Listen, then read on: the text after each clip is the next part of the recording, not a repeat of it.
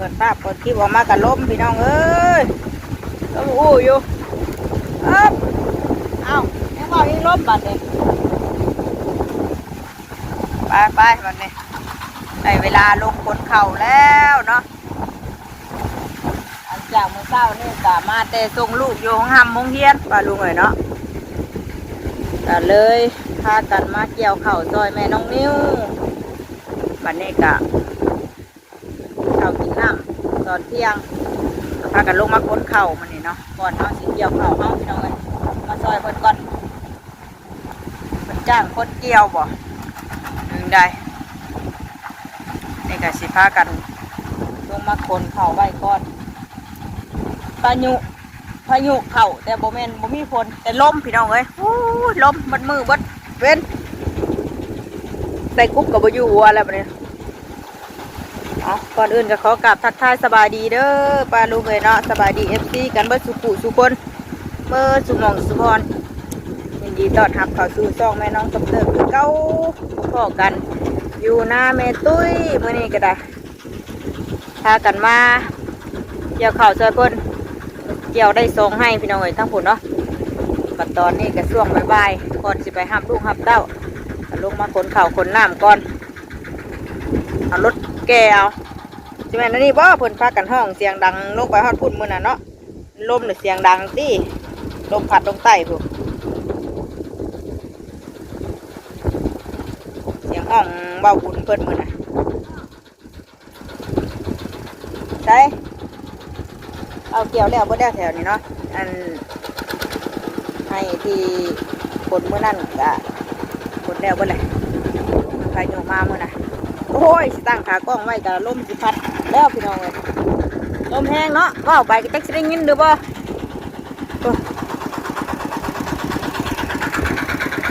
ดูปกเทียบเลย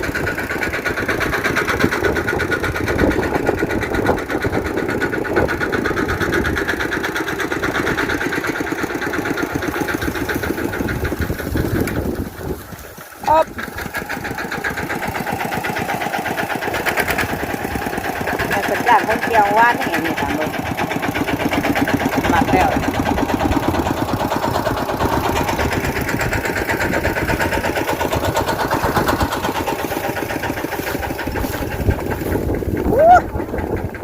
ตบได้เลย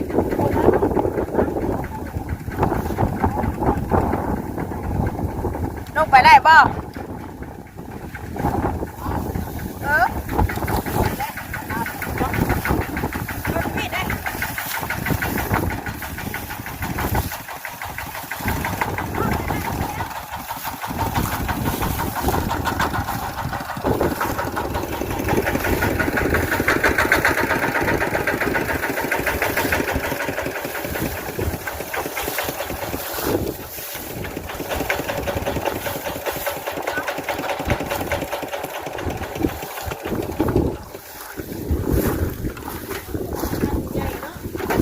ได้ดิได้จะชอบให้นี่เดี๋ยวก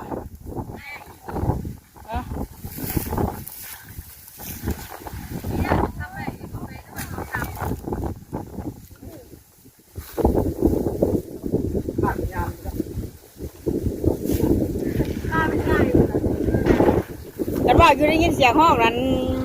ประตูนั้นจะยืนเบิ้งใครเป็นยังเราวะเสียงว่าวุ่นสารวัตรได้นี่เขาวะโอ้ยเสียงผัวเจ้าในห้องเฮ้ยเบิกอยู่ห้องไรเดียวลมพัดลมใต้ผัวฮะเจ้าอยู่ใช่ไหมปล่อยอยู่เพื่อนไปแม่ไปฟังเบิ้งไปเชื่อคอยจะเป็นรถข้าบ่ดูที่ไรมือนั่นน่ะเฮ้ยเกี่ยวมาใส่ไหมเอาข้าวข้าวเดียวบ่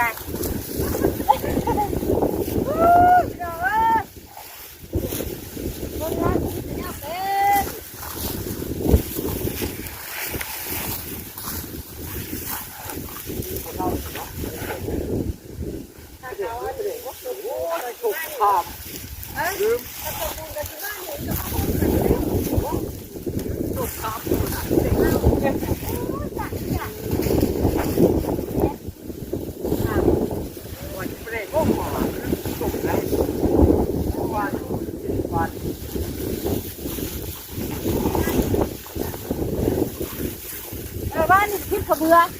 เมื่อยน้ำเด็ก เดี๋ยวเนาะเจ็บเลยเจ็บเลย ระมัดระวังนะสิเร่งหาเร่งหาคนขบวนยากเลย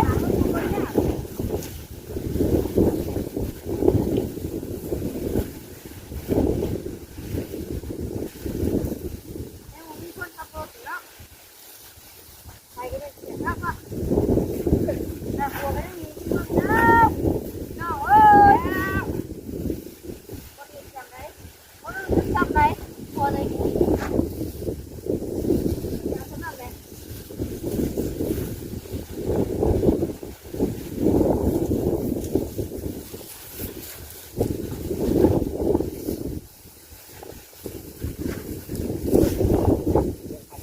หลายเด้อ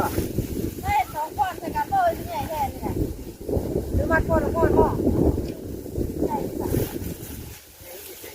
เดี๋ยวแล้วได้ยูคือหน้าเขาก็จะรุดลงไหนบ่เราเนี่ยเขาจะพอดีเราคนน้อยเนาะนั่งเด้อ๋อเดี๋ยวมันนั่งเนาะมาข่าวไปมาข่าวมาวัน ตัวคนใหญ่กว่านี้ คนใหญ่วะเนาะ ใหญ่กว่านี้คนใหญ่กว่า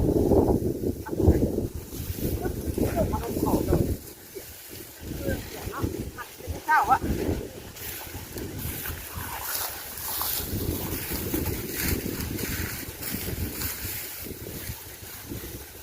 นั่งจะมาคุยกันเลยนะ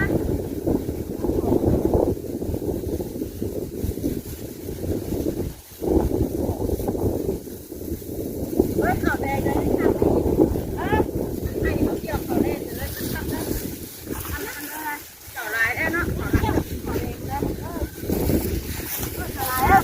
เลยข่าวลายเด้อข่าวนี้น้ำไม่ข่าวก็ได้ใจกันแล้วใจเลยคนจอดเนี่ยเขาปลูกเดี๋ยวได้เขาปลูกไปใช่หน้าเขาคือเก่านั่นที่นาบ่งามดิ เห็นหน้าหมูงามเลยอยากใช้ว่าหมูใช้อยู่กะ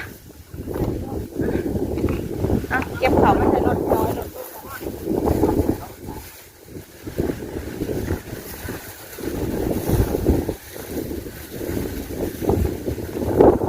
ล่มแล้วบัดนี้ล่มพัดล่มแล้ว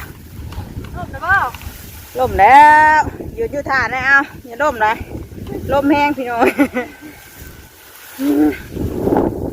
เอาหนาก็ได้ยินดังถ้าปลาลุง แมววิ่งกันทางมันจะขาดแต่มันจะงั้นก่อนไม่ได้เห็นที่นี่เลย โอ้ย มาเปล่าตะกี้เอาคนตั้งไว้ซื้อ ตั้งไว้ซื้อหยังข่อยก็บอกมุมอยู่ เชื่อเจ้าได้บอกคิดแต่พระเจ้าว่าอันว่าพันขุกกับพันนี่สิ กระปุกก็เป็นหยังเธอปลาลุงคนนี้ได้กระปุกน้ำจัก ได้เลยว่ะ งามวะเขางามตั้งกล้องมาอยู่เลยกล้องล่มไปทางมึง ล้มเลย ลม ล้มเลย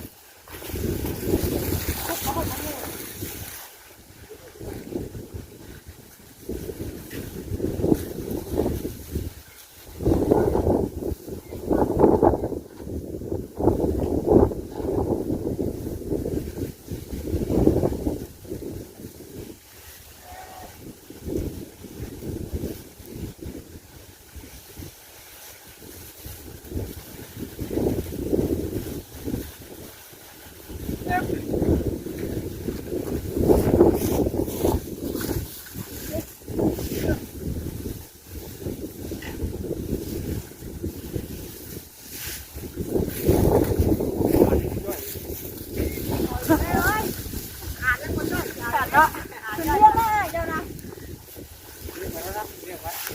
ใหญ่บ่เจ้าเด้ออันนี้ก็คนไหนหรอกจะไม่หรือ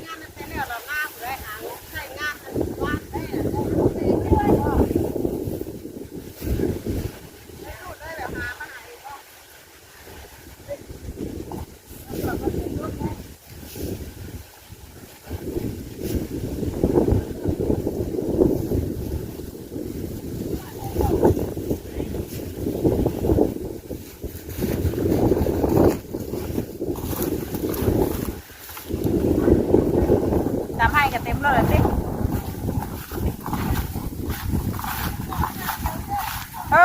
ภาษาให้มันกรอบคักค่ะแล้ว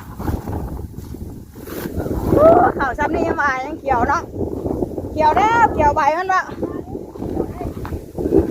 บ้านนี้ยังเขียวเสียมันชุกช้ำได้เลยนี่มองแน่พี่น้องเอ้ยแมวนิ้วปะ แมวนิ้วว่าเขายังบ่ชุกเลยเจ้าคนจะเอาชุกซ้ำใดเนาะตะเกียบเขานั่นดิเนาะยังบ่ชุกได้ยังไม่หนึ่ง จังหน่อยนี่แหละจังหน่อยนี่แหละเพิ่นนี่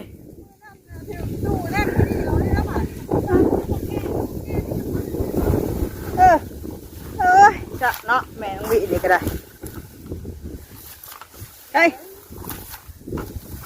ไปบัดสามให้นี่ก็พอแล้ว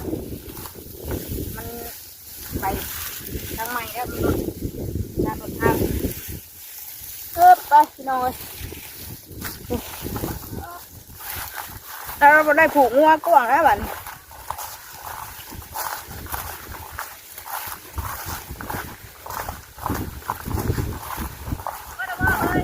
ยังอยู่ได้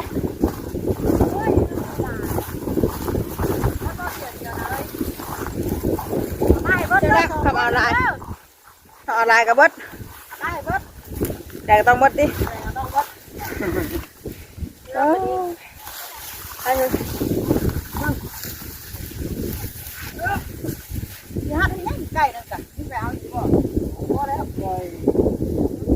ตกไก่ตกไก่เลยไก่นี่กันเอาคนเดียว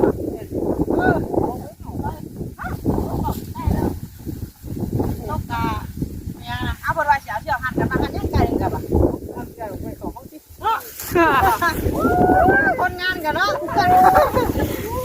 โอ้ยได้คนงานตัวละเกี่ยกระยาเราแม่เข้าเฮา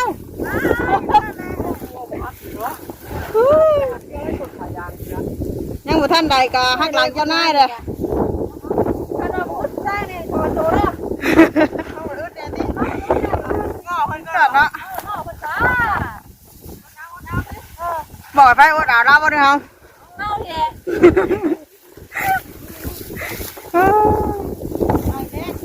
ไปตามทางแล้วคือเท่าไหร่ตัวกองเอ็นมาพี่เฮ้ยว่ามันก็สิลกนี่น่ะ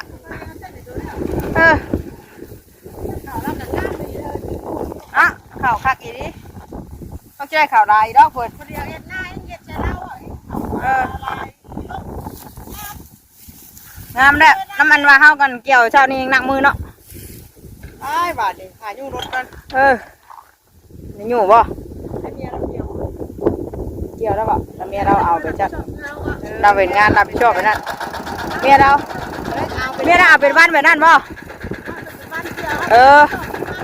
อันนี้เพิ่นรับผิดชอบเพิ่นเกี่ยวว่านี่ชอบเนาะยังบ่ได้สั่งกันเว้าอยู่มัดก็ได้เว้าอยู่ใกล้นี่อยากมัดเลยถ้าพูดนะจะขี่รถข้างหลายบาทจะขี่รถลงไปกันสบายดิ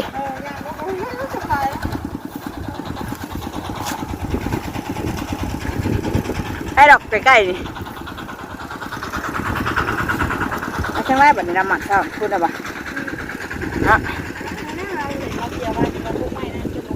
ทางรถเราเห็นเราจะแบ่งกันนาดูยังไงเราแบ่งบ้านนี้นี่เราไปจ้ะเห็นมันนั่นน่ะกี่บ้านไปฮะอันนั้นก่อนว่าเอาลงน้ำมอกคือแค่ไปคนก่อนนี่คนไปบ่เก็บไปบ่คุณบ่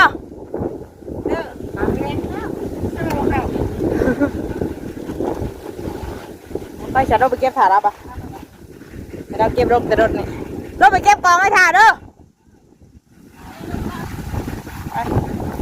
เทโด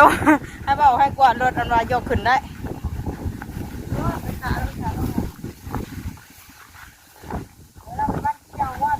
เราเป็นบ้านเกี่ยวกลัวแล้วมาเป็นบ้านมัดเอาเป็นบ้านยังสาวน่ะ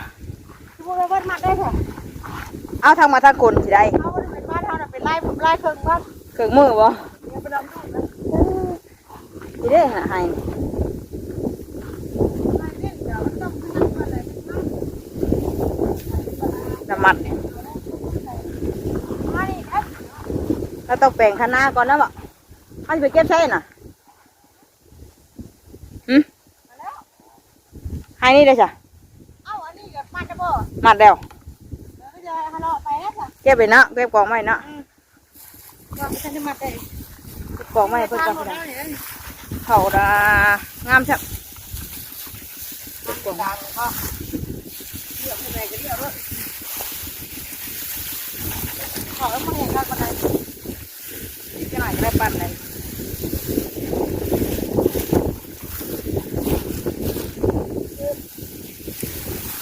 เอ๊ะลูกนี้มาดิแล้วลูกเ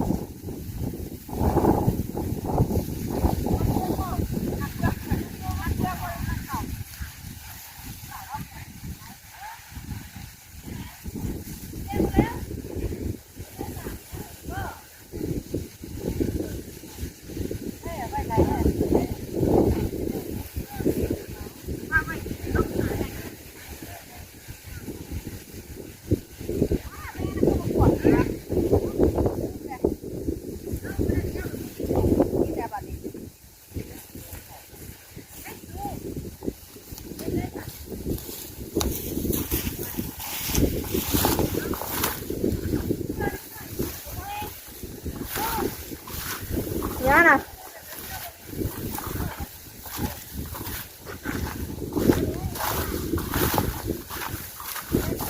ได้ก็เฮ็ดได้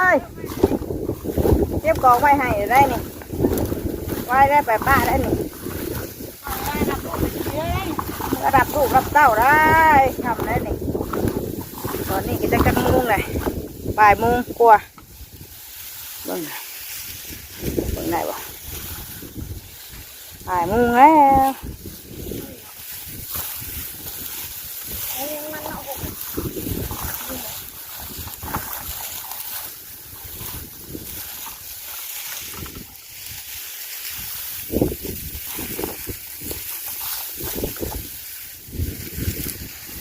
เดี๋ยวได้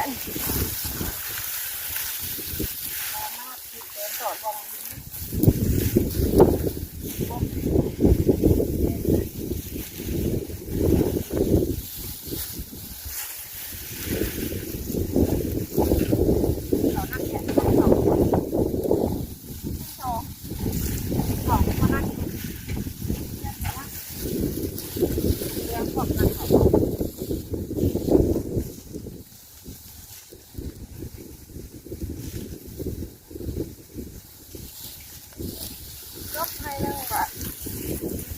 ไว้สุดอ่ะแล้วเก็บลงหมดบดดิให้กองไว้ให้ได้ก่อนพี่น้องเลยเดี๋ยวรถมาจะได้เก็บขึ้นเลยง่าย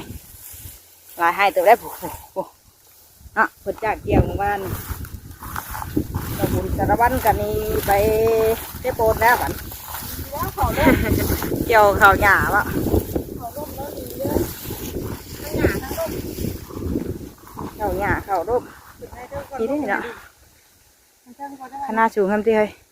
ติดดินทีนี้ ไปแห้งกันนะ มื อี อก ค่ะ คือได้ลงมาได้อีก ทั้งรูปพูดก็มีได้นะปู่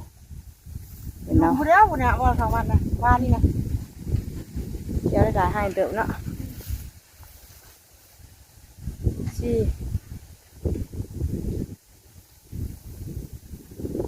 เดี๋ยวว่าจ้างว่าตัดแม่อยู่ใช่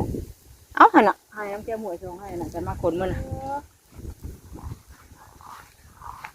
ที่บริเวณห้อยตัดแบบว่าเป็นไม้ไม่หัก แล้วกูเกี่ยวไว้แท้จนบ่แม่นเนาะที่ว่าหอดขนาด แล้วหอดไว้เนาะ รถนะใช่ไหม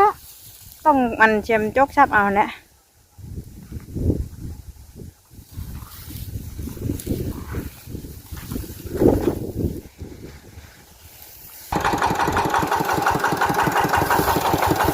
มา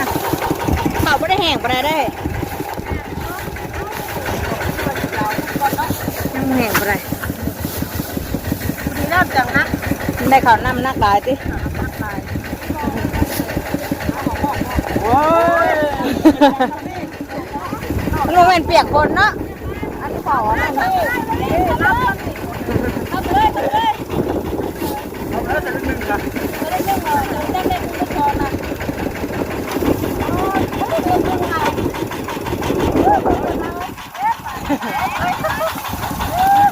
คอยค่อย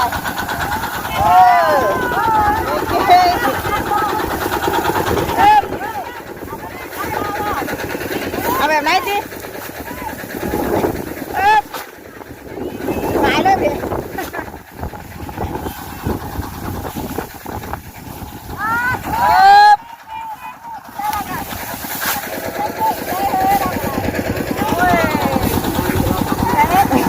หัวรับเลยดิ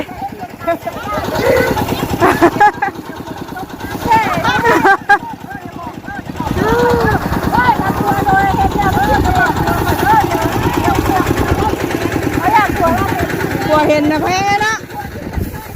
หัวเห็ดเรียกเธอได้บัดเลย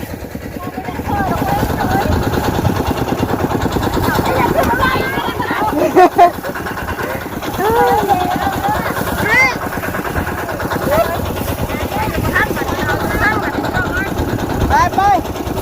มาดูมาเลยจุกโอ้ย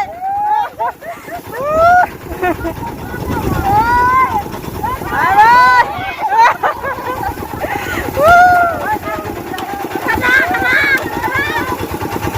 จอดให้จอดก่อนจอดก่อนเลยนี่เห็นไหมเดี๋ยวพูด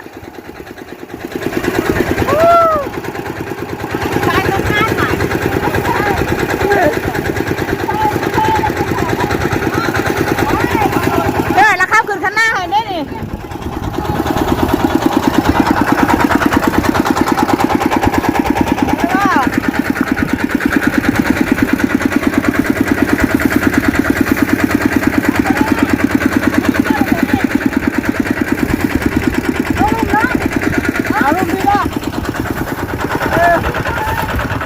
แต่แล้วให้นั่นเก็บได้แล้วตัวน่ะกองไว้แล้วอ๋อขนาดสูงดิขึ้นได้บ่เนี่ยยกกระบอกมาตุ๊โอ้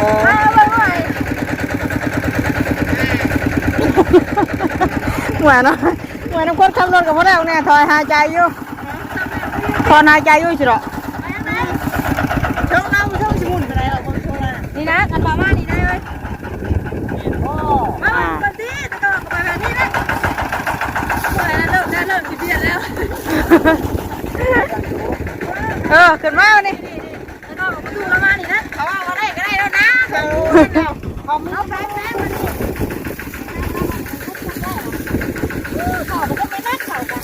จะเข่าอะไรสิตัดนักขักนะเฮ้ยปัดได้กับปูไข่มูนี่กันไหมใช้ปูมากกับปูน้ำมันกับปูแห้งนี่เยอะเข่างามบ่ตัดสิได้หลายเนาะของเรายังว่ามา2 มื้อว่าข่อยมามื้อเดียวได้ขับปลูก2 นึงว่าจะได้สิคุ้มจ้ะเรายังมา2 มื้อบนรถรับปิ่นเฮ้ยบนรถรับปิ่นไม่ได้นั่นน่าจะดีวะ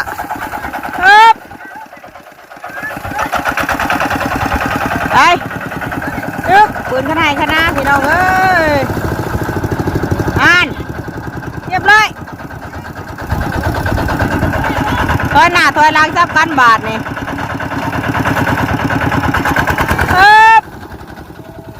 เก่งอ้าวไปสันเก็บข้าวขึ้นรถซอยพ่นก่อนพี่น้องเลยเนาะเดี๋ยวชอบเวลาไปหาลูกหาเต้าเลยยังเตยสีคอตัวไปเก็บข้าวเก็บน้ำขึ้นรถขึ้นหน้าก่อนเนาะเดี๋ยวจบคลิปไปเพียงทำนี้ก่อนเด้อปลาดุงไงไปพอกันอีกคลิปหน้าคลิปนี้กันมาโดยแม่น้องมิ้วเพิ่นเกี่ยวเข้าเนาะวันหน้าพบกันใหม่วันนี้ขอตัวลาทำนี้ก่อนสบายดีกันทุกคนเด้อดีมีเองลำด้วยบรรยากาศร่มเย็นๆพี่น้องเอ้ยเด็กเป็นของลมต้องช่องลมเต้าเลยเนาะหนาว ไปลาแล้วสบายดีทุกคน